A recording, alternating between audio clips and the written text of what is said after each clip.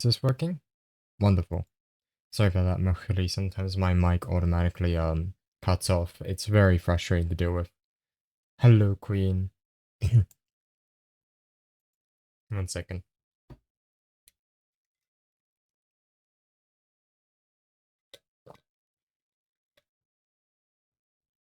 Mike the Mike Mohili, it's your favorite Jura Olive, and welcome to our morning scripture reading.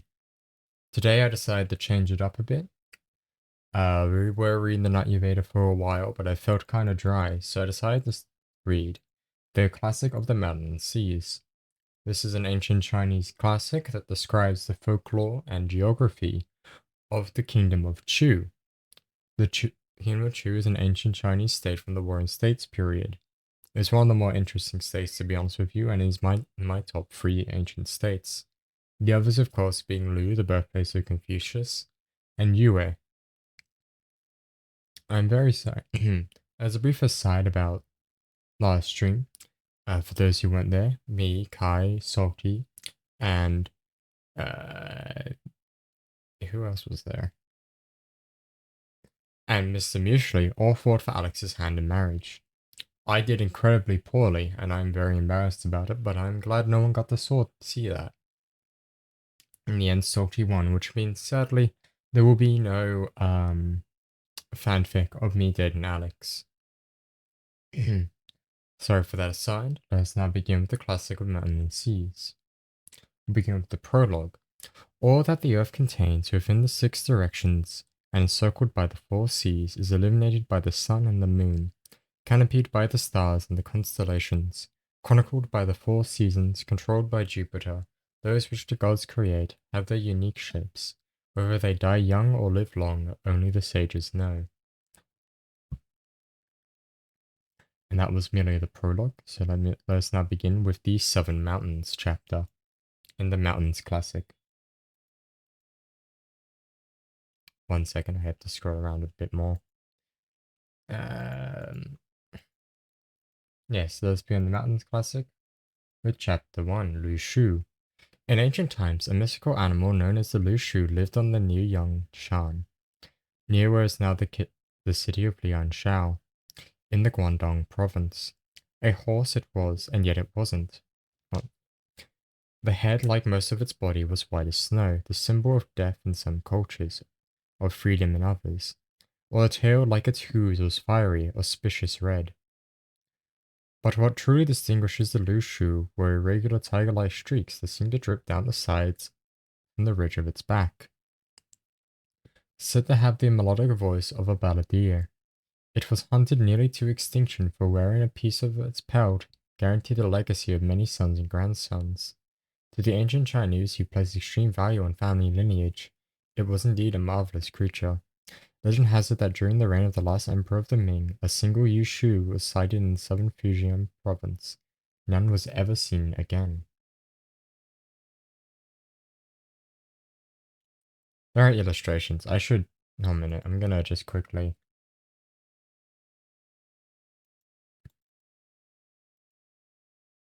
I'm gonna mess around for a second. I'm sorry.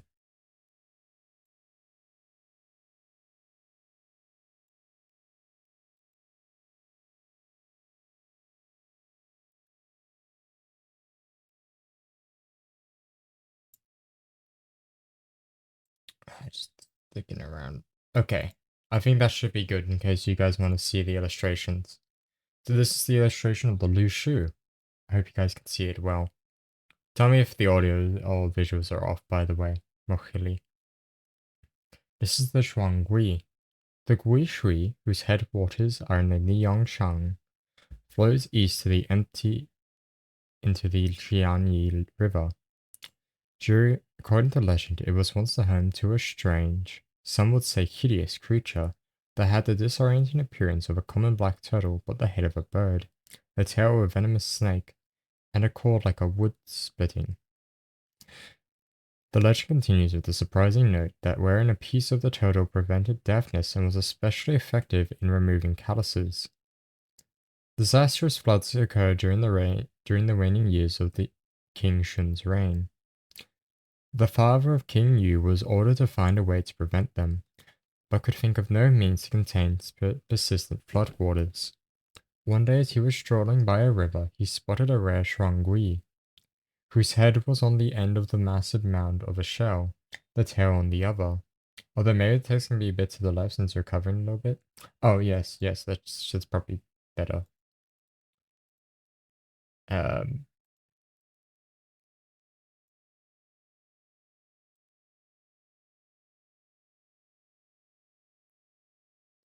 I mean, you're gonna see a bit of the background, but I hope that's okay.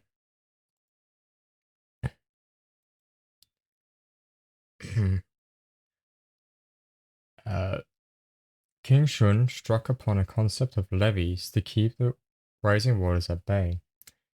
We know by now that levees are ineffective in preventing floods, and for his failure, King Shun was put to death. When his son, the great King Yu, assumed his father's mission to enact a flood control, a Zhonghui arrived unbidden, and, along with a yellow dragon, came to Yu's aid. Millennia later, that's good. That's good to hear. Scholars recall this extraordinary incident, which has passed down orally over the years. A yellow dragon dragged its tail ahead of the mud-scooping Zhonghui. More than preventing deafness and removing callousness, this selfless deed deified the turtle. And here we have the Zhuangui. You guys see this clearly? Ooh, not as clearly as I would like. But oh well.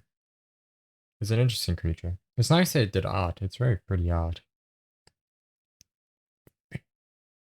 Lu. Few ancient animals were a stranger mix than the Lu, a water creature found on Jishan, some 300 li east of Niuyang Shan. The Lu had a horned head and a bellowing voice of an ox, the tail of a reptile, and a bird's wings that grew out from its rib cage.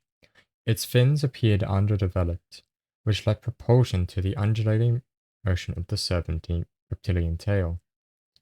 Later generations claimed that the creature had 4 vestigial cloven hooves. Though they appear to have been lost, legend has it the Lu hibernated through winter, not awakening from its sleep until summer. Eating its flesh was known to cure swelling and ease the accompanying pain. That's a cool looking bull, actually. That's a very interesting looking animal. I like the Matt Classic. What what is that? You're early. The Boyi was a bizarre goat-like creature that roamed the edges of Jishan, 300 li east of Jishan.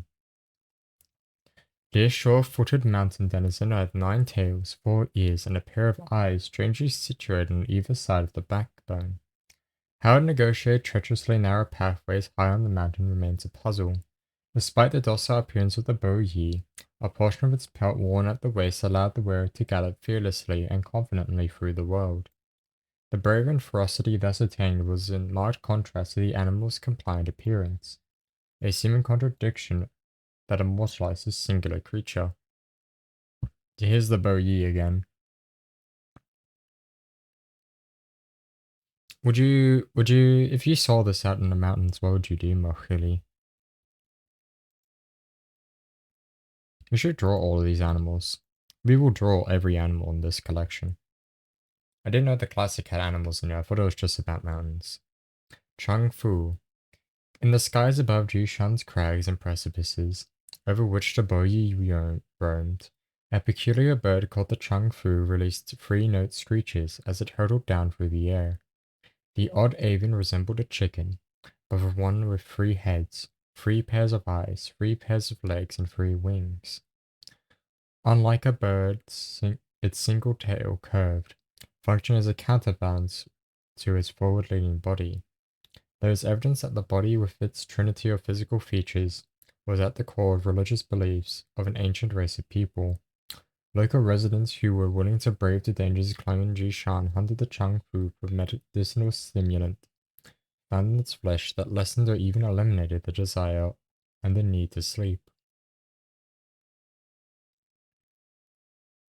This is actually interesting because we'll see at the end there's a phoenix nine-headed phoenix that's sort of like this.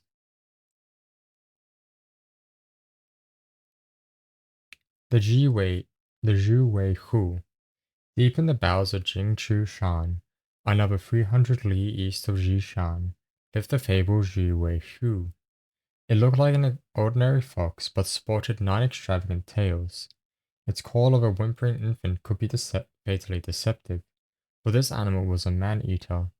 When the tables were turned and the eater became the eaten, the meat was prized for medicinal properties that inhibited the effect of toxic insect bites. It was believed to prevent evil spirits from possessing the eater's body in much the same way that later generations of Taoists employed magic talismans and charms. Folklore proclaimed that any person who sighted the pristine white nine-tailed fox would ascend the throne. According to legend, when Great Yu was out for a stroll on Tulshan, he actually spotted a white nine-tailed fox and in fact became king. Depiction of the creature appeared in ceramics from the Western Zhao period and later joined toads and three-legged crows in the image of the Queen Mother of the West. From uncanny animal to propitious symbol, it gained immortality through ascetic practices and consecrated to live on the magical Kunlun Chan. And of course, we had the nine-tailed fox. I wonder what the art style for this guy, for this artist is. Who does the art? I want to know that. It's very pretty art. I didn't expect it. Chiru. A fish called the chiru populated the clear waters of the Ying River, which started its southward flow on Qingchu Shan and emptied into the Zhiying marshland. It swam just below the surface, its trim, shiny body, and a multitude of elongated, almost feathery fins, barely visible behind the head on which the face of a beautiful woman attracted fishermen and boys alike. For some, the effect was spoiled by the harsh crack of a mandarin duck. When it was taken out of the water, its face returned to its fishy origins. Gills appeared on the cheeks, and one shiny scales lost their luster.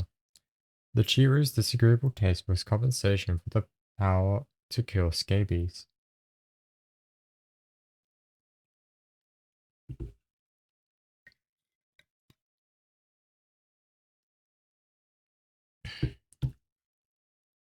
Sorry about that.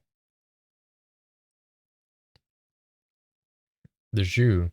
The Zhu bird lives somewhere northwest of the current-day Changde, in Hubei province, on Guishan. Closely resembling a sparrowhawk, the Zhu had human hands and slender fingers in place of talons. All day long, the Zhu Zhu Zhu, its call of Zhu Zhu Zhu, filled the sky, as if it were calling out to itself. In popular legend, this bird was said to be the transmigrated form of Dan Zhu, the son of Yao. The king chose Shun as his successor over Dan Zhu, a spoiled, stubborn son, whom he then exiled to the south as a minor duke. Outraged by this decision, Dan Zhu joined forces with the San Miao tribe, or chieftain, to launch a renegade offensive. When the rebellion was put down, a defeated Zhang Shu threw himself into the ocean. After death, his unreconciled soul assumed the shape of a Zhu bird. Wherever this odd bird appeared, local virtuous officials were sent away, some into exile. With all the noblemen absent, petty men ran rampant. Some have called this Dan Zhu's revenge.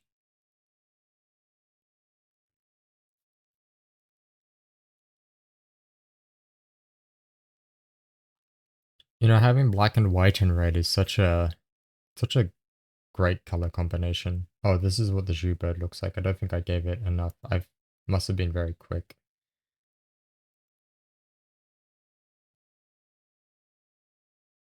The Huahua. Traveling some 450 li south of Guishan, one reached Chang'o Shan, another mountain. Yao Guangshan stood 340 li due south and was home to a curious creature known as the Huahuai. It had the body of a tree-dwelling mammal and was covered from head to toe with pig bristles that were braided and festooned with foraged gemstones. Spending most of its life in a cave where it hibernated in the winter, it had a staccato call that sounded like chopping down trees. Once awakened, it moved at a sloth-like pace. In times of peace, when the tower prevailed under heaven, It stilled its voice and went into hiding. Its reappearance portended the occurrence of large-scale violence, a time when local men were taken on as conscripts for impending warfare. That is a really odd-looking creature. That kind of looks like a human sloth hybrid, doesn't it? I'm just making sure the stream's going because we've been having Wi-Fi issues as of late. The Guijiao.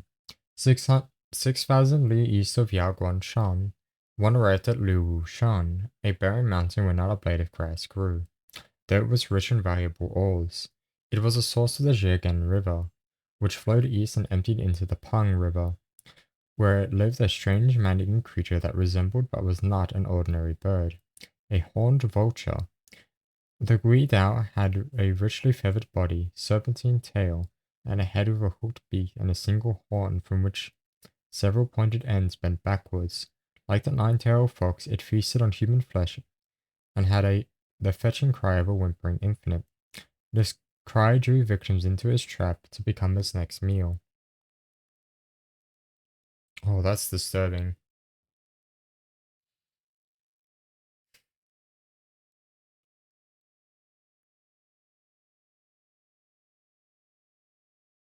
Oh, this is the Phoenix chat. I guess the rest of the art is off to the side. The Fen Huan, known as the Phoenix, was the king of the 360 species of birds. It had the look of a golden pheasant, with feathers that dazzled the eye. Of the five elements, its green head represented wood, its white neck metal, its red back fire, and its black chest water, and its yellow feet earth. Its feathers were patterned to represent the written characters on its head. For virtue, on each of its wings, for righteousness, on its back, for courtesy, on its chest, for benevolence, and on its belly, for trust. When the four virtues of benevolence, righteousness, courtesy, and trust were displayed on its body, and with it every auspicious appearance, the world was at peace. Historically, there were both male and female entities, but the female predominated and is now linked to the mythical dragon. No wonder is considered the most important bird in Chinese civilization. Ah, there we are.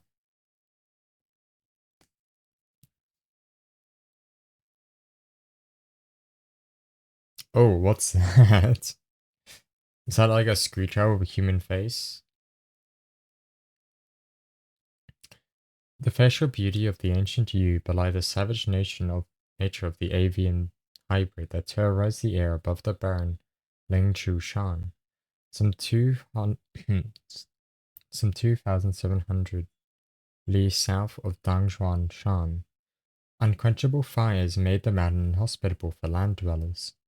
The Yu's form closely resembled that of a ferocious owl of legend that killed and would eat its own mother. Two sets of eyes and human ears drew the gaze away from the three menacing feet with razor-sharp claws.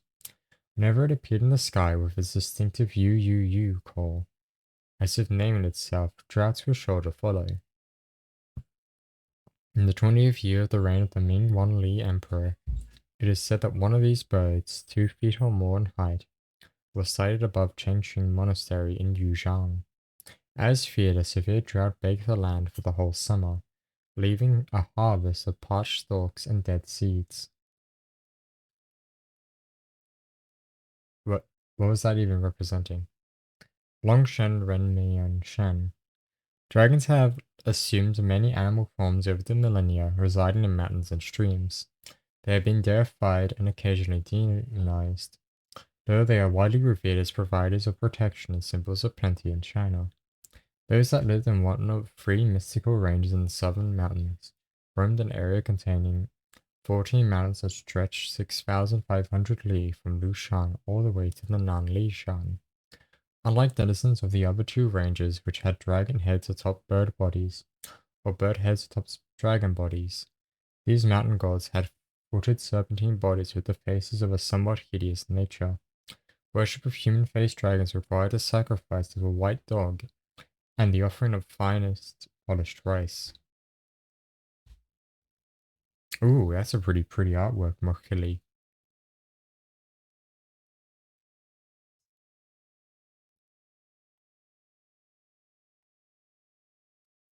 We're now dealing with the Western Mountains. We were at the Southern Mountains beforehand.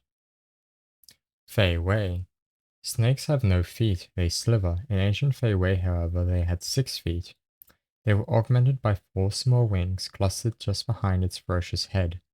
However, the strange apparition moved. However, how the strange apparition moved remains a mystery.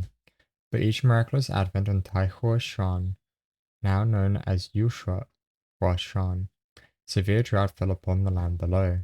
Legend has it that during the reign of King Tang, the founder of the Shang dynasty, this oddly hybridized creature appeared on or above Yangshan and brought 7 years of calamitous drought. In southern mountains, we were introduced to the Yu-bird whose appearance foreshadowed a severe drought that lasted 3 months, a mere fraction of the severity brought about by the Fei Wei, a case of a minor fiend in the presence of a major one. There it is. Look at that thing. You guys are like weirdly zoomed in, and there's pretty much nothing I can do about that. Unless I fix what I did. 1 second.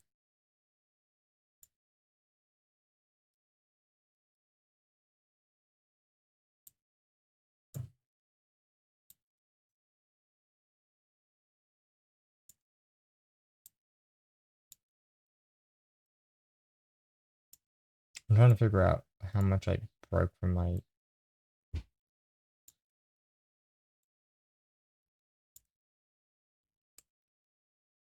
No. Okay, I think this is correct.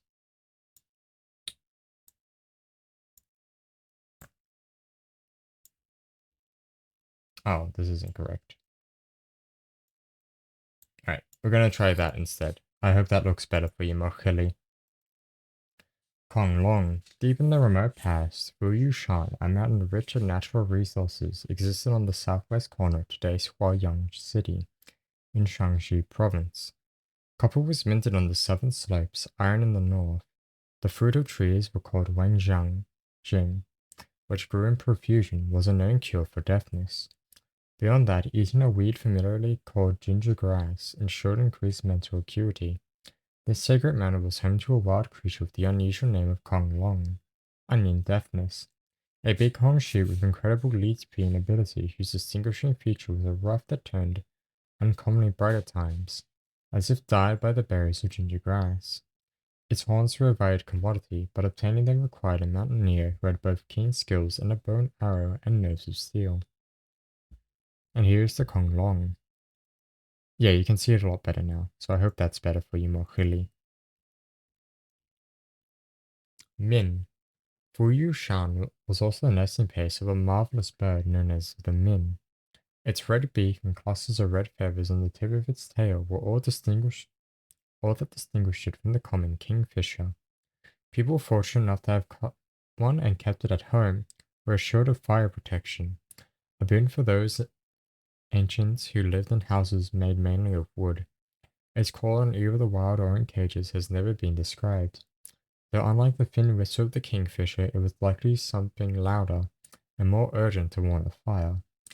Killing or eating a min was taboo for obvious reasons.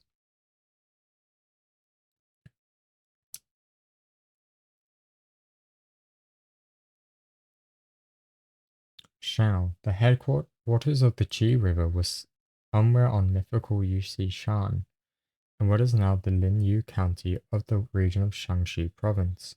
Copper mines were said to dot the northern slope, while exquisite Yinghen jade was mined on the opposite side of the mountain. A strange apparition lives on both sides of the Yuxi Shan, an ape-like tree dweller called the Shao, whose powerful long arms allowed it to fend off predators by hurtling objects. Its unerring aim kept animals and humans at bay. Its name, implying clamor, could indicate that it made its presence known with loud screeches.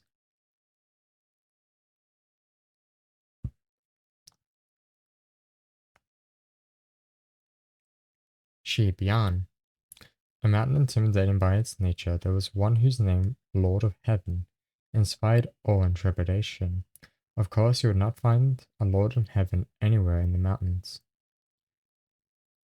Though many varieties of trees and plants flourished there, eating one species of otherworldly grass known as wild ginger made horses run faster and shrank tumors in humans.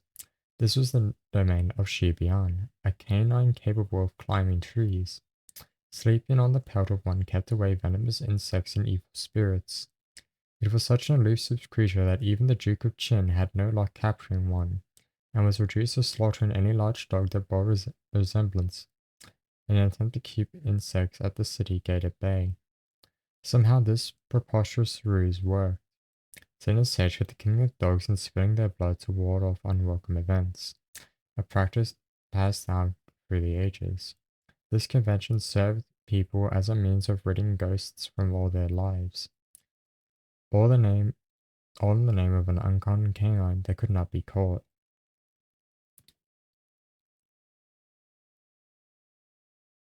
There's a Shibian.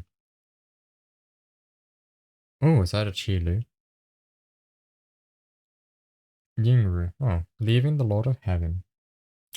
One must travel nearly 400 li before reaching the headwaters of two rivers, the Qian and the Tu, on Gaotu Shan. A densely forested mountain with laurel trees, the mining of silver and gold proceeded alongside that of mispickled and arsenic sulfurate, used in herbal medicines and rat poisons. Running wild through the forest was a stately, fleet-footed, white-tailed deer called Yingru, whose tail was more closely resembled a horse's and whose front legs ended in human hands with long, tapered fingers, while ungloven hooves tapped in the rear legs. Even more striking was what can only be called a headdress consisting of four distinct horns with many pointed offshoots. Like horned animals everywhere, it was a favorite target of hunters, though its speed usually kept it safe. Min, this is a different to the bird. Huangshan, not the famous mountains of today, but one with the same name, stood 180 li west of Gaotaoshan, and was devoid of all flora except bamboo, which grew in profusion and swayed gracefully in the daily breezes. High in the mountain, the river Apan began its western flow to Chi River, sending jade coursing noisily through the way.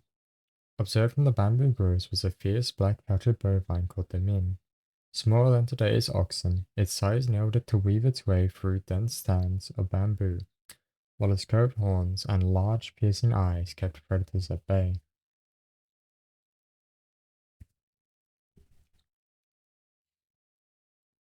Sorry, I just bumped the mic a little. My bad. Luan, the practically named New Chan woman's bed Shan. Once the summer south of Shaanxi's province Langxian, its dense forests home to a fabulous phoenix-related bird known as the Luan. Resembling a pheasant but with dazzling magenta-tipped feathers, its most notable features appear to have been its voice, which produced a crisp sound like the peal of a struck bell, but modulated in the five ancient musical tones. Everything about the Luan proclaimed capricious tidings, and like the phoenix, brought peace and goodwill whenever its flight took it. When the Duke of Zhao suppressed the Wu Gang rebellion, he reclaimed the throne and extended his territory through a victory in Eastern expedition. As he was about to relinquish the throne to his nephew, Luan flew over to Zhao, capital of Gaojing, from the west. What followed was the reign of Chen Kang, when the world was at peace and punishments were not used for more than 40 years. And there's the Luan. Oh, it looks like a crane. That's nice. Wen Yao. Fish out of water perfectly describes the Wen Yao. It is half the time. The rare sightings of this unique creature endowed with both fins and feathers occurred near Tai Chi Shan, in present-day Gansu province in the far west. Dwelling the headwaters of the Guan River, the carp-like Wen Yao, whose scarlet lips, accented with its foot-long white body, and dark green scales, lived in the western sea during the day and traveled in the schools through the air to the eastern sea at night, returning at dawn. The vast distances seemed to take no visible toll on the otherwise aquatic Wen Yao. According to the Dongfang Su of the Han, not all returned from their daily flight. Some settled in a lake in the far reaches of the Eastern Sea, where they grow to a length of 8 feet or more. Even those that were seldom seen by humans. But when they were, bountiful harvests followed. Their meat was said to be sour with a slightly sweet aftertaste. The Qing dynasty's encyclopedic Master Lu's Spring and Autumn Annals cites the Wen Yao as having the taste to satisfy the gourmet and the potential to cure insanity. These qualities limit the proliferation of this harmless creature. And there we have the Wen Yao. It looks like a koi fish, I think. Is that a giant wing? What's this about? Yin Shao. There was, legend has it, an earthly garden created by the Lord of Heaven on Hui Zhangshan, 320 li west of Tai Chi Shan. A supernatural being called Yin Shao tended the garden. With an equine body and irregular feline markings down the side, it had a humanoid face and a pair of feathered appendages on the neck, covered by curly black hair. Though the Yin Shao was in charge of the garden, it did not spend all its time there, choosing to spread its wing and saw the skies of the wide world, its long tail flaring out behind it. It was like it was likely disseminating the Lord of Heaven's latest mandates, yet it was reputed to possess a surprisingly harsh voice, sounding more like a creaky witch than a welcoming call on high. I mean, that's just its wing. Is it down here? Oh, it is. What a curious animal. True Lao. Kunlun Shan, Lord of Heaven's second earthly capital, lay 400 li west of the Huijian Shan. It was home to many strange animals, one of which was the Tu Lao. Definitely not the old crickets, as the Lu of its name implies. If you sought a goat with 2 pairs of horns, talons on its front feet, and terrible disposition, you would find it in this vicious killing machine. Any human or animal this beast attacked would die on the spot, none spared. Piles of bones marked its passage across the mountain slopes. Ooh, that's an intimidating creature. Is that a bee bird? The Qingyuan, another of Kunlun Shan's denizens, was a bird that injected poison into its prey. The size of a mandarin duck, but with an articulated body like a wasp, the Qingyuan had large wings that projected the illusion of a far greater size. Any bird or animal it attacked, including ones large as ferocious as Kunlun Shan's Tu Lo, died within seconds of being stung. Even flowers and weeds were not exempt from Qingyuan's deadly poison. A mere few drops made them wither and die. The undersized predator was a more formidable hunter than the Tu Lao. Despite, or perhaps because of its association with the Lord of Heaven, Kunlun Shan's plethora of uniquely savage creatures defied expectations. It was a forbidding mountain. Jiwangmu. Yushan, known as the Jade Mountain, 1300 li west of Kunlun Shan, was a home of Jingwangmu, Queen Mother of the West. A spectacular, arresting, some would say mesmerizing creature. Not the actual beautiful woman of legend, this Queen Mother, while possessing the upper form of a woman, had a leopard's tail and tiger's fangs behind her seductive lips, and the howl of a wild animal. Her tangled hair was held in place by jade ornaments, charged with arranging calamities, pestilences, and punishments amongst the earthlings. She functioned like an ominous constellation. While not manifestly unattractive, the non-traditional, almost feral beauty of the daunting creature exuded an inauspicious aura. Owing to the dreadful events under her charge, in later stories, King Mu, fifth ruler of the Zhao, visited Jiwang Mu and enjoyed an intimate encounter. But if he had seen her like this, he would not likely have chosen to dally with her. It was assuredly would have proved disastrous. That is an interesting way to depict her.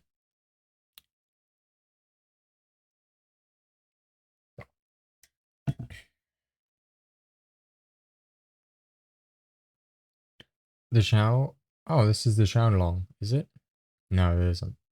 The Xiao, creature that brought good tidings whenever it roamed on Jade Mountain alongside the Queen Mother of the West, was a large canine with spots on the fringes of a thick coat. Sleek as a racing hound, it had long backwards pointing horns. Despite its loud and menacing bark, bountiful harvests throughout the country followed the rare appearance of a Zhao, which was why it is considered by those who worked on the land to be a great if rare symbol of prosperity. I want a Zhao as a pet. Bai Di Xiao Hao.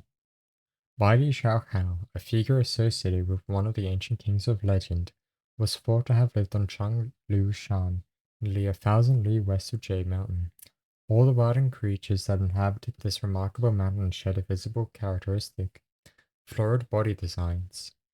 The animals sported a decorative tail, the birds had a patterned head, and even the jade taken from the ground had markings that made it especially desirable and valuable. Arabaidi Chow's bejeweled attire and long flowing braided hair typified the physical beauty of the peaceful Changlu Shan.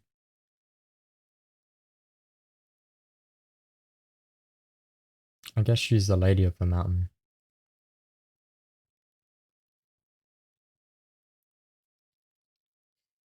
Di Jiang, one of the oddest creatures imaginable, lives on the mythical Tian Shan, a peak that shared the name of the famous peak in present-day Xinjiang. Di Jiang, also known as the Hundun, a chaotic state in which it existed, was headless in faces and amorphous leathery sac in appearance, but one with 6 legs, each ending in 3 nailed toes, and 4 fiery red wings. Despite its hideous appearance, Di Jin could dance and sing and might well have been the god of dance and song. Zhuangzi once related this parable: Shu was a ruler of the south, Hu was the ruler of the north, and Hundun the ruler of the center. Shu and Hu often met in Hundun's land, where they received royal treatment. When they desired to repay his generosity, they thought, since Hundun had no future, they should create them by drilling 7 facial openings, ears, eyes, nostrils, mouth, one each day, into its body. They finished their work on the 7th day, and on that day Hundun died. Oh, well, that's really sad. That sucks. Huan, Baron Yiwang Shan, nearly 400 li west of Tian Shan, had rich lodes of gold and jade. Its rocky ledges were traversed by an odd creature known as the Huan, a one-eyed, three-tailed feline that was said to be a superb mimic. It was reputed by some to have the ability to imitate the call of 100 animals, while other sources claim that it roamed its territory repeating the same call, Jiubai, meaning I mimic 100 sounds, day in and day out. No definitive evidence has been found to substantiate claims that this truly remarkable creature possessed the power to ward off demons and evil spirits, and that eating its flesh was a cure for jaundice. No use was found for the tails. It kind of looks like a fox. It said feline, but I don't know. Yangshan Renmian Shan Shen. 4 mountain ranges comprise the total of the Western Mountains. The third range changed from Changwu Shan all the way to Yiwang Shan, a total of 6,744 li, with 23 mountain peaks. All the immortal animals of these mountains, male and female, were goat-like creatures with scowling faces, which appears that these legendary beasts were required to bury a lucky piece of patterned jade in the ground and make offerings of Sinica rice. Ancient people burned offerings to heavenly deities, sending them skywards in puffs of smoke. If they celebrated earthly or mountain deities, they buried their offerings in the ground. The same logic applied to river deities whose offerings were flung into the water. Ooh, they're tough. I think we meant to a new chapter. No. Shenqi. Far back in a remote past, Gangshan rose skyward in the southwest corner of present-day Tuanshi City in Gansu Province. It was home to an odd humanoid called Shenqi. which some mistakenly claimed to be a local mountain spirit. It was in reality a fetching simian creature with a human face and animal's torso. It had only one arm and one leg on opposite sides of an upright body. Its cry, hardly more than a sigh or moan, was like a sad commentary on its deformed body. Rain stopped falling as it moved from tree to tree, a power that many have compensated for the absence of symmetrical limbs. Its passage through the forest canopy was lopsided and perilous.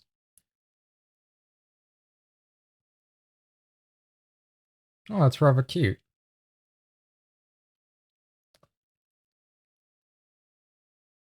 Oh, it's a horse. I wonder what's striking about this. Looks like a dragon horse. Bo, 850 li due west of Gangshan, lived an equine that spread good tidings from its home in Jiangchu Shan.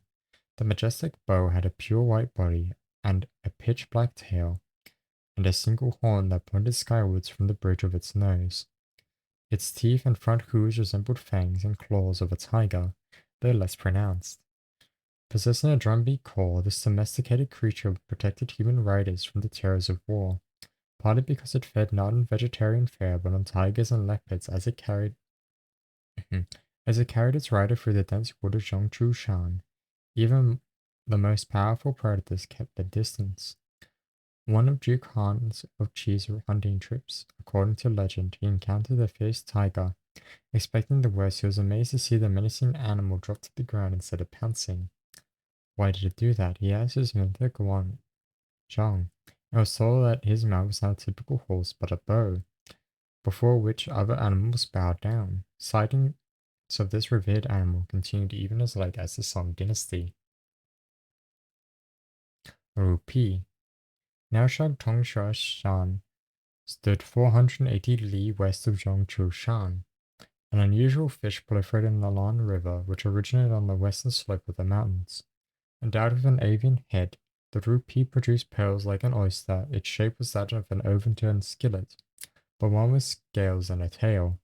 Behind the captivating head of a bird, it had the discordant call of crashing rocks, a sound that evoked mystery and charm. What truly made the rupee otherworldly was not merely its natural ability to produce pearls, but the ease in which it scattered them in the water of its beak as it swam. It was an inedible fish, owing probably to the nascent jewels that dotted its flesh. Oh, it's like a flatfish. That's cool. Ah, here we are, the Northern Mountains. Heilu, sorry. In ancient times, a place known as Jiangmongshan, in the vicinity of Mongolia's Xiaoxizhan, was a headwater of the Zhao waterway, which emptied into the Yellow River. It was the home of a freakish fish called the Heilu. 10 fish bodies, all of which were attached to a single head with 3 sets of eyes, had voices that sound like barking dogs. The flesh of the Heilu was an effective cure for edema. Anyone who could not bear to eat the fish could raise them, for they served as a protection against floods. The Kun fish of Ming and the Warring States philosopher Shuangxi's Zhao Yu, for an easy wandering, could transform itself into a giant rock. The Heilu could also change itself into a bird, one called Xiaoju, which was notorious for freeing people's house thrice. But the Xiaoju was deathly afraid of thunder and lightning, which invariably drove it into hiding. Not so the Heilu. What a curious fish. Menhui. Well, the Heilu swam in the Jiaoming River, which flowed west of the Jiaoming Shan to the Yellow River. A large, intimidating, but somewhat shy member of the porcupine family roamed the foothills of Jiaoming Shan. The colorful quills of the Menhui grew out of a patch of soft hairs on the cheeks and neck were lethal. It made sounds like a creaky winch, at times, and purring cats like others. It had the power to ward off evil forces in many forms and keep them at bay. After the animal itself disappeared from sight and was thought to have taken on other forms, imagined images of the original creature were drawn and hung in homes. With surprising good results, at keeping evil from entering the premises. Oh, what a cute creature. Oh, it's a flying fish with some sort of a beak. Shi. The Sha River originated in the Zhongguan Shan, 350 li north of Jiangming Shan, and was the home of Shi, a slim hybrid creature with the head and body of a fish, 5 sets of winged fins, and a hooked avian beak. Its call was remarkably similar to that of a magpie. Despite its ability to fly, it represented the element of water, owing to the scaly surface of its body and watery medium in which it spent most of its life. And since in the hierarchy of elements, water subdues fire, the Shishi signified fire repression. If caught and eaten, its flesh was thought to be a cure for jaundice. Ershu, the mammoth Guao mountain range, which stretched north to south, some 400 li, was 380 li north of Zhongguan Shan. 200 li farther north stood Dangshuan Shan. One of the strange creatures that lived on this mountain was the Ershu, an oversized rat with the head and ears of a hare, the fawn-like body of a meat-deer, and the bark of a hound. The extraordinary tail served as a wing, allowing the Ershu to soar through the air, its flight stabilized by a pair of long pliant ears. The animal's meat had a variety of applications, including the reduction of abdominal swelling, as an antidote for many types of venom, and as a tonic that eliminated nightmares. Modern medicine would classify its flesh as a rare multi-purpose therapeutic, capable of curing diseases, preventing epidemics, and boosting mental health. Oh, that's a cute little animal, don't you think, Bocheli? It's like a rabbit.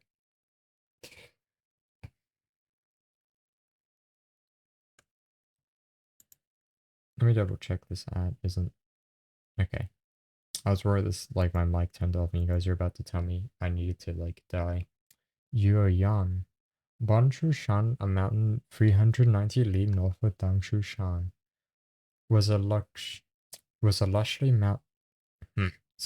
was lushly covered with native vegetation and fruit, including wild onions and mountain peaches. It was also home to an entertaining, almost comical animal called the Yoyan. Adept in abounding from branch to branch high in the forest canopy, it had the skills and appearance of a monkey, though its fur was striped top and bottom and end to end. It called its own name through the morning night, and seemed always to be smiling or laughing. It loved to play tricks on humans, feigning death or sleep, but its audience into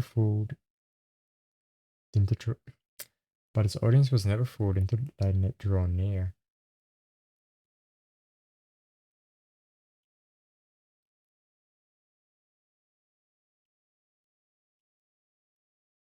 Oh, nice little man art.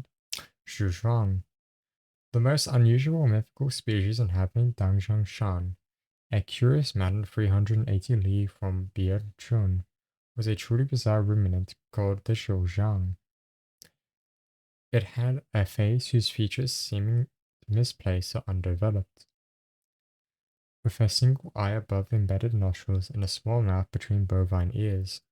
Its body was that of a very large leopard, replete with spots, and an extraordinary long tail to keep it off the ground when it walked by holding it in its mouth. The reputedly prehensile tail lay coiled beside the creature's body even when it rested. Sightings were rare, and some have speculated that it came out mainly at night. Nothing is known of its temperament or activities. So it's essentially a giant mysterious creature.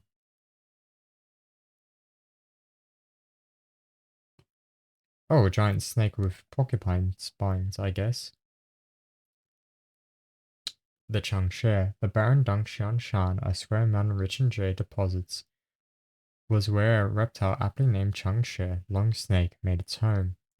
Growing to the extraordinary length of 800 feet, it was the most imposing when it rose up like a cobra and displayed the bristly filaments that grew out of its head and down the first few joints of its segmented body. Lacking the forked tongue of earthly snakes, it did not announce its presence with a hitch, but produced a muffled thud like a late-night sound of a struck wooden clapper. No evidence exists to substantiate the rumors of an even longer relative in a place called Yuzhang.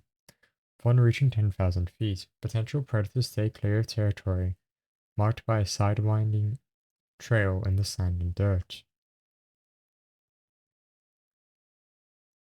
Yayu, a hideous appearance can instill fear in humans, something that is absolutely warranted in the case of the man-eating Yayu, which roamed the hollows of Zhang of Shaoshan Shan, one mountain over from the larger Duhongshan.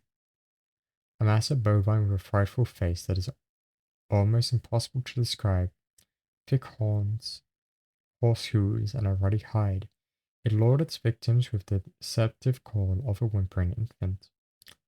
Thought originally to have a deity of human had been a deity with a human face and reptilian body, it was murdered by Erfu, a hostile deity, and reborn as a man-eating Yayu. It then came down to earth to terrorize an entire mountain. What an evil beast, Mochili. Yi. Long ago in the remote past, a peak called Beiyue Shan existed in what is now the Dorborbana region of Inner Mongolia.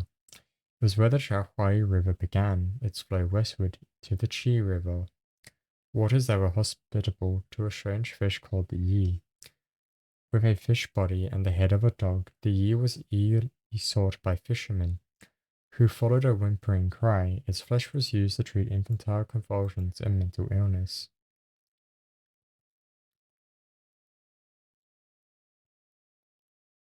Ooh, serpent tails.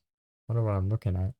A snake with one head and two bodies inhabited the Hanshi Chan, some 800 li down from the mountain path from Beiyu Shan to the south. While its name sounds somewhat similar to Fei Wei, the strange animal that lives on Taihua Shan, recorded in the western mountain section, the Fei Yi snake could not be more different. It glided along the ground by interweaving its two bodies in a braiding motion that left a distinct series of figure eights on its wake. It did, however, share something with the Taihua Shan Fei Wei, and they had created droughts whenever it appeared. The connection could well not be coincidental, but no record that the two creatures are related exists. Oh, there's the serpent's actual head. I was wondering where it was.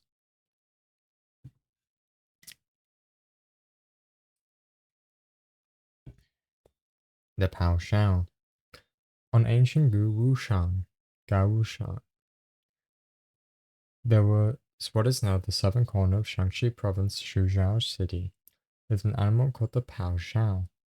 Few mythical animals possessed as many mismatched body parts as a man-eaten hybrid.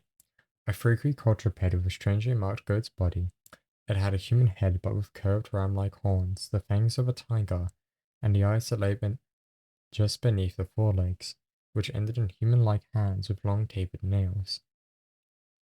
It made a sound similar to an infant's cry.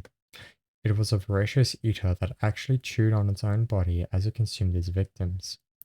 While there are no documented evidence of a regeneration of a consumed part of an animal's body, the missing flesh must have grown back in one shape or another, perhaps adding to the misshapen whole.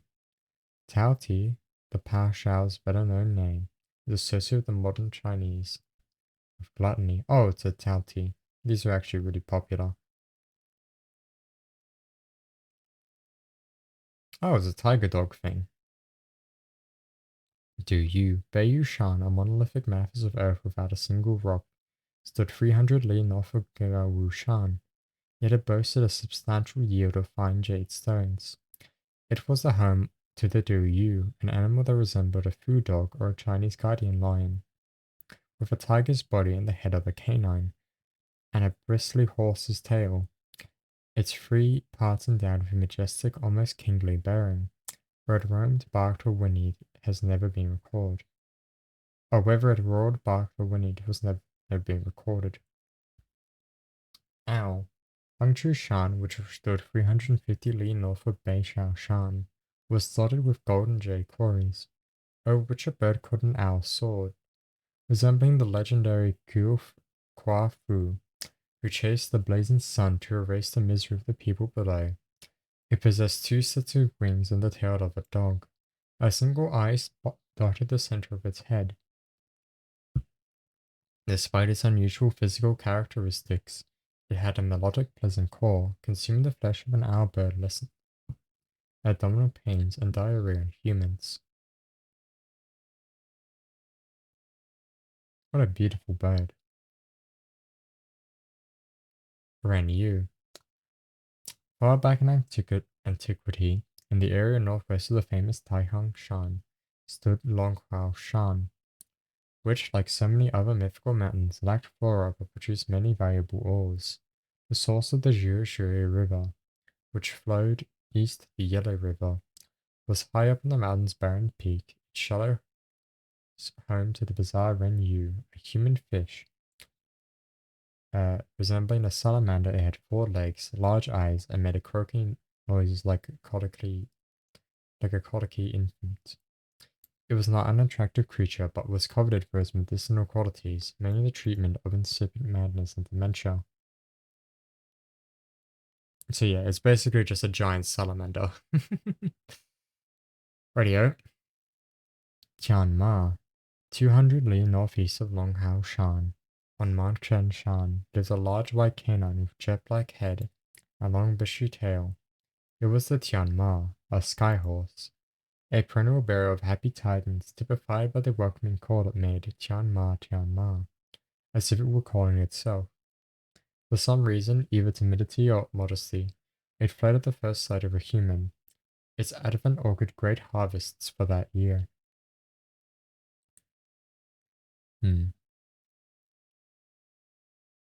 Jing Wei.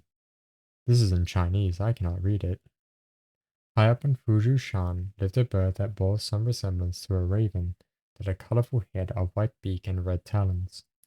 It was the celebrated Jing Wei, one of mythology's highest profile creatures. Its name came from the call it made, Jing Wei, before being reborn as a bird. Jing Wei was Nuwa, daughter of the legendary ruler Yan, known as the Flame Emperor, ancestral to the Chinese people, and considered this by many to be the same as the individual Sheng Nong, the god of agriculture, who was credited with many agricultural inventions. When Nuwa was swimming in the Eastern Sea, she was unable to reach the shore and drowned. She then migrated into the Jingwei and was known to carry tree limbs and stones in an attempt to fill the Eastern Sea, either as an act of ultimately futile vengeance against the sea, or to prevent others from meeting the same end as she.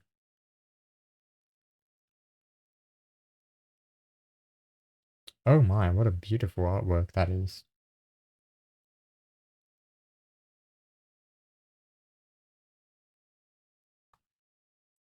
Dong Dong. The crags of Taishu Shan, a mountain that once dominated the landscape of northeast corner of Shaanxi province, were home to the shore-footed Dong Dong, a shaggy-haired, goat-like creature but with one eye and one horn. The former behind one ear, the latter curving from the opposite side of its forehead. I love the color combo. Yeah, the white, black, and red are really just great colors, to be honest. It's a very limited range, but he does so well with it. Especially with a pattern like this. It looks really good with black and red. And there's the bird itself. Got like the ladder curving from its opposite end of its forehead. Its name came from the persistent call of Dong Dong Dong. Its appearance, according to legend, always led to a bumper harvest in the lowlands around the mountain, cementing its reputation amongst the people as an animal worthy of reverence. Some believed, however, that it was an unlucky beast, whose appearance was a sure sign that something terrible would happen at the imperial court.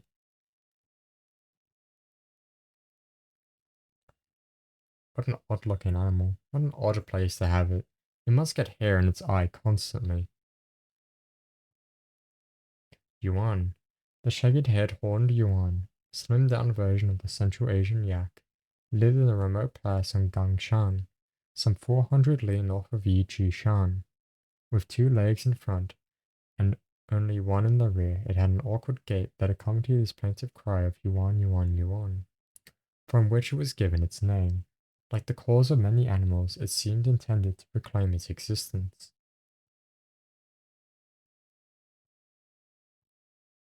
Oh, it has a pony mark.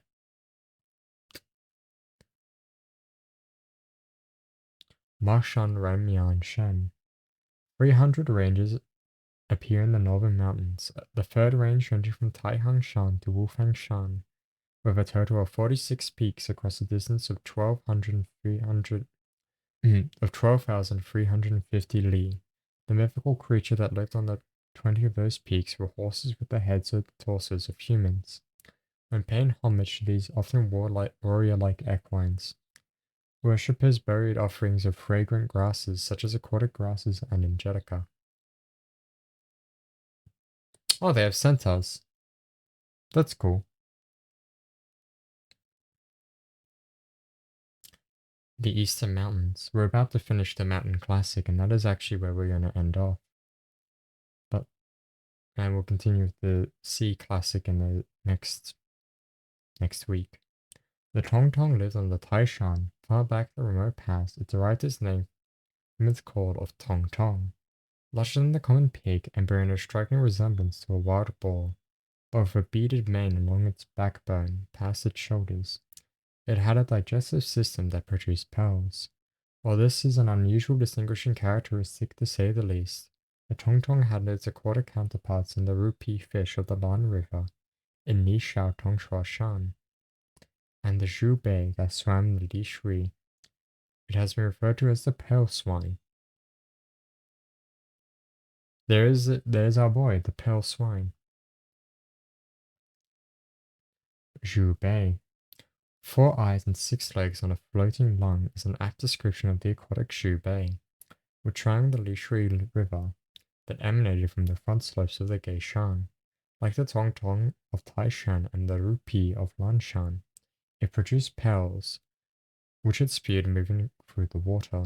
It was highly sought after by fishermen for excreting jewels, but not for its flesh, which had a sour taste, though with a hint of sweetness.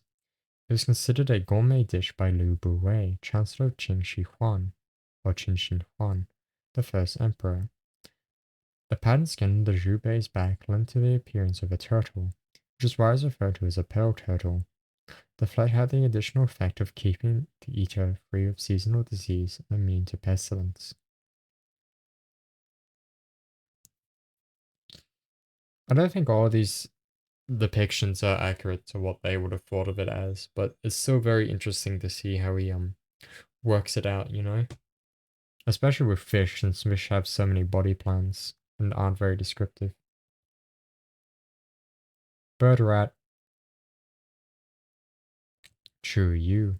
380 li of Geishan stands a mountain on which the catalpa and nanmu grew in profusion. The foot of Yue Shan was rife with brambles and wolfberry shrubs, sometimes called goji berry shrubs. Amid all the flora existed an animal whose appearance defies description. The Chiuyu, a vicious little creature that looked a bit like a rabbit, with long plumes and a gaudily patterned body, had a corvine beak, an owl's eyes, and a rat's tail. It feigned death, rolling into a ball like a pangolin at the sight of humans, and with a sound like a muffled death cry of Chu Yu, Chu Yu, Chu Yu, which lent it its name. Whenever it made an appearance in the shrubbery, locusts descended upon the land, devouring everything in sight and leaving behind a wasteland. Well, that's an unfortunate creature to run into. Junyo. A journey of 600 li south from Yuashan took the traveler to Lao Genshan, home to another savage beast called the Junyo. The back of this cunning fox-like creature, which wore a perpetual smirk, was covered with what appeared to be scaly skin, behind sets of wing-like fins that decreased in size, but whose function remained a mystery. The sound it made was a warning to the people. I'm coming, you'd better watch out, it seemed to be saying.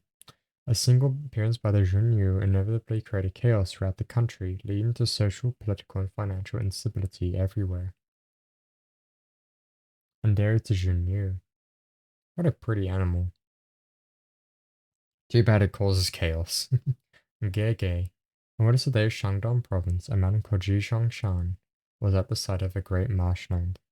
Shenzhe, some 40 li in size, a fish called the gege, which closely resembled a carp, was found in its waters. Capable of diving to great depths, this hybrid swimmer had a lengthy red-tipped forked tail and 3 pairs of legs. Its gege core portended no disaster, big or small. But what made Gege truly unique was the fact that it was born live from its parent and not from an egg, like all other fish then and now. That curious fact, together with the presence of feet, indicate that Gege may have spent time in both water and on land. No mention of its food has ever surfaced. Of it as food has ever surfaced. We don't know what it tastes like, Mochili. We have to be the first to taste it. Geju. Beihao Shan was located near the Northern Sea into which the waters of the Shui flowed in a northeasterly direction from the high mountain in the mountains. It was rich in both flora and fauna, with unusual trees and sacred birds and strange animals. The Geju was one of those. In nearly every respect it looked like a wolf. It differed from the more common wild canine, with its red facial fur, a tail like a horse and rat-like eyes. It grunted like a pig. It also happened to be a man-eater. Interesting. I don't know what rat eyes mean. Bo. A one-eyed eel-like fish called the bo dominated marine life in the Shigao River, which originated in the Liujiangshan and flowed west into the Gay River. It emitted a horrible noise as it menaced its way through clear waters, like the sound of a person retching. People said that it caused drought if spotted in areas it submarined through. While others said it spawned floods, some even insisted that the bow somehow fostered rebellions on land. Whatever the truth is, there was a twisting catalyst for disaster.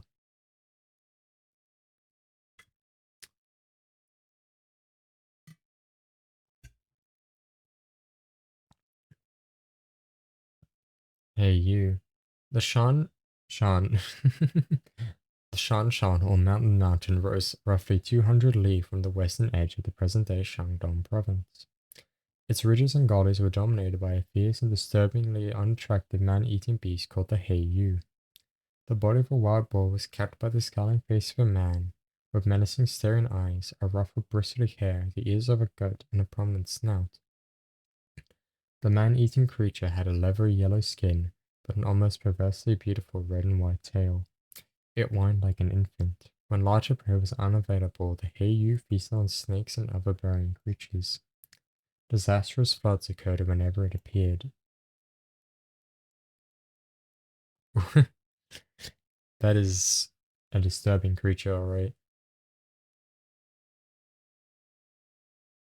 Oh, the Central Mountains. This is actually the last one. I didn't know there were Central Mountains. My apologies. The Huashe. The sand and barren surface of Yangshan suited the Huashe, a bizarre hybrid that slithered across the rocky soil, but could lift it into the air, thanks to a pair of massive wings attached to the body of what appeared to be the jackal. A bland humanoid face did not prepare the viewer for the long serpentine tail that moved in a whip-like motion to serve as a propulsive force and a weapon. The Huashe's sprawling cry was like a high-pitched harangue. Like other ancient beasts, it created floodwaters wherever it went. It is a very confusing beast. Wuzhou, Aonshan, a mountain north of what is now Huanangongyi City, was where in ancient times the god Shang-Chi dwelled. Principal amongst the mountain's fauna was a handsome animal called the Fuzhou, a deer whose pelt was an unblemished white. Unlike common stags, the Fuzhou had a rack of 4 horns. It appeared as a harbinger of disastrous flood in the foothills. Many people attribute the province's history of frequent flooding to the advent of the Fuzhou. Why is everything caused flooding? Everything just keeps causing flooding for these people. It's so sad.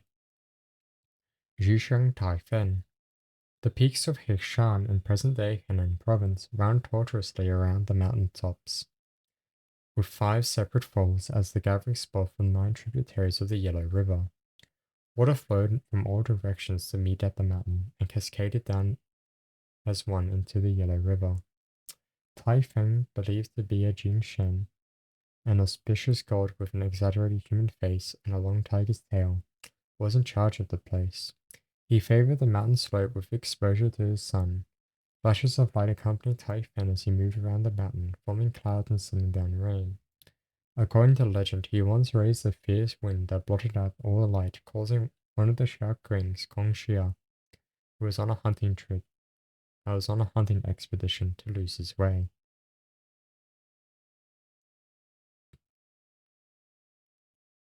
We see some gods. She. In ancient times, Li Shan, located in present-day Henan province, produced jade on its southern slopes and madder, a source of red dye. On its northern slopes there dwelled an animal that resembled a snarling dog, but with scales where fur ought to be. Bristly hair grew in the space between the scales.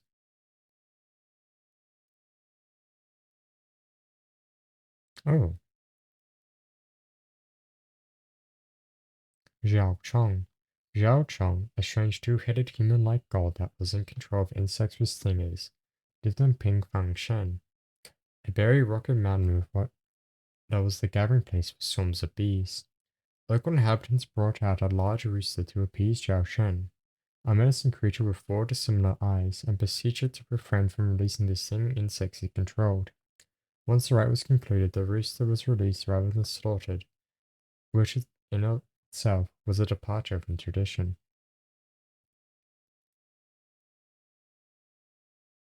Hmm. Ling Yao. A mere 20 li from Pingfang Shan stood Guishan, a jade-rich mountain on which an unusual bird, the Ling Yao, lived. Resembling a pheasant of modern times, it had a long, sinuous, almost prehensile tail, a body as red as a fall maple leaf, a green beak, the contrast making it one of the loveliest birds of its day. Its unique call, Ling Yao, is how it got its name. Its edible meat was an effective inhibitor of nightmares, keeping evil and demonic spirits, in which the eyes of ancients were largely cause of bad dreams, at bay. What a very beautiful bird. Looks like a bird of paradise. Oh, the world turtle. Sangzui Gui. The Quan River began its southwestern journey from Dakushan and flowed into the Yi River. An odd turtle, the Sanzui Gui, made it the Quan its home. In ancient times, turtles were symbols of good luck and considered to be one of the 4 sacred animals, along with the dragon, unicorn, and phoenix. This slow-moving amphibian had only 3 legs and was prized for its meat, which kept the eater free of major diseases and cured painful swelling. Most people who ate the flesh of the 3-legged turtles from other rivers died from it, while those feasting from the Quan River were spared the life-threatening diseases and avoided seasonal epidemics. It is truly an exceptional creature even amongst its own kind.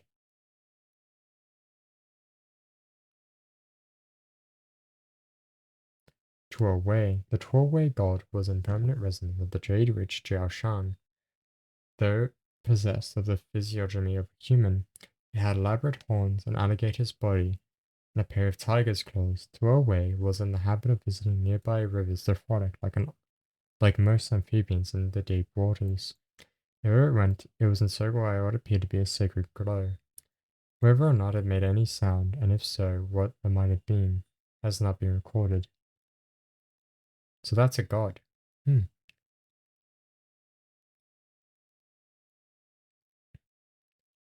Jiangmen, Jimen. Guanshan, it appears, was an ancient name of the Guiyang Shan, some 80 li west of Guangshan County, in present-day Henan Province. It was where the god Jimen resided in the remote past. With a horned dragon's head over a human body, Jimen was in the habit of roaming the waters of Zhangguan, always accompanied by a fierce wind and torrential rain, an event characterized by the popular saying, "Dragon bring wind and clouds, welcome rain, Welcome rains are the dragon's companions. Oh, so we met the dragon god. That's cool. Oh, an owl with a oxtail. Zhejiang. The location of Wuzhushan remains a mystery, but it most likely stood somewhere in the southern regions of southern provinces. Sandalwood and gold were its most prominent yields. A bird called the quiche Zhejiang grew amidst its forests. Bearing a striking resemblance to the present-day owl, it had but one leg and a single talon, and instead of its tail feathers, it was followed by an elongated pig's tail, which must have been must which must have inhibited its ability to fly. One thing is for certain, it was the cause of fear and apprehension since the nationwide outbreak of crippling diseases inevitably followed its appearance. Ying Shao. The Ying Shao, an otherwise common bird except for the spoon shape of its colorful tail, made its home in the Jilin Shan, and what is now the southern part of Henan province. Its red eyes and fiery beak were stark contrast to its black and white body feathers. People at the time got the idea from the bird's tail to make a type of ladle for serving wine and liquor.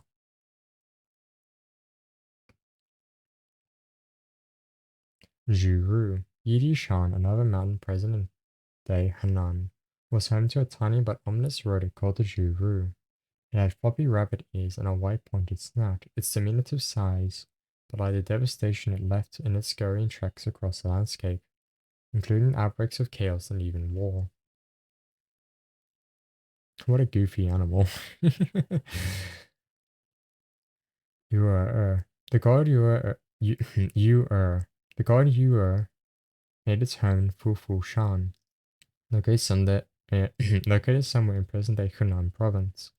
Like the Guanyin Buddha Vista, Ur had the magical power to change its body into any desired form, and must have been considered neither male nor female. The god has been portrayed as both and was thought to look like an ordinary woman. What distinguished the deity were two fearsome snakes intertwined around her, though some have insisted that she is holding them in her hands. Like many other gods, Ura delighted in water amusements, and emitted a brilliant light whenever she came and went. Ura exhibited virtually all human physical features, all but the snakes, which never left her. Reptiles lightly connected to their host to the human and divine worlds. That's an interesting way to depict her.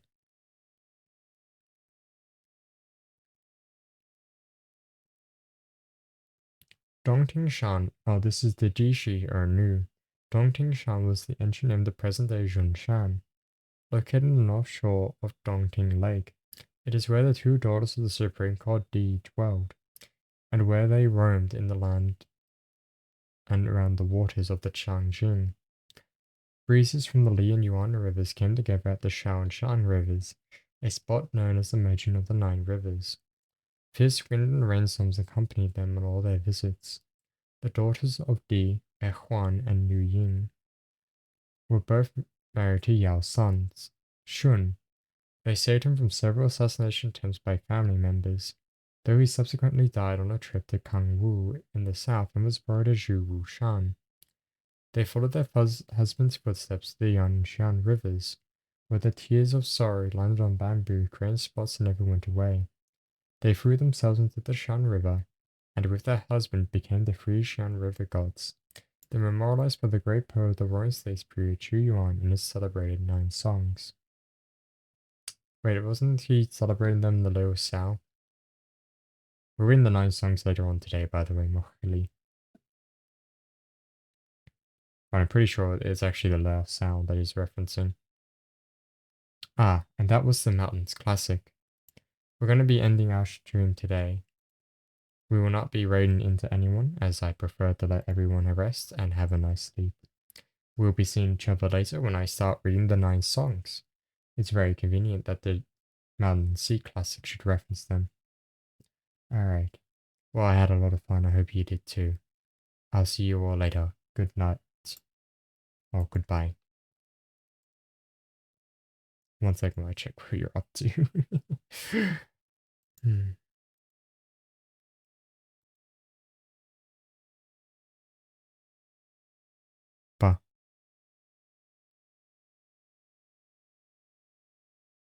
Okay, yeah, I know what we're doing.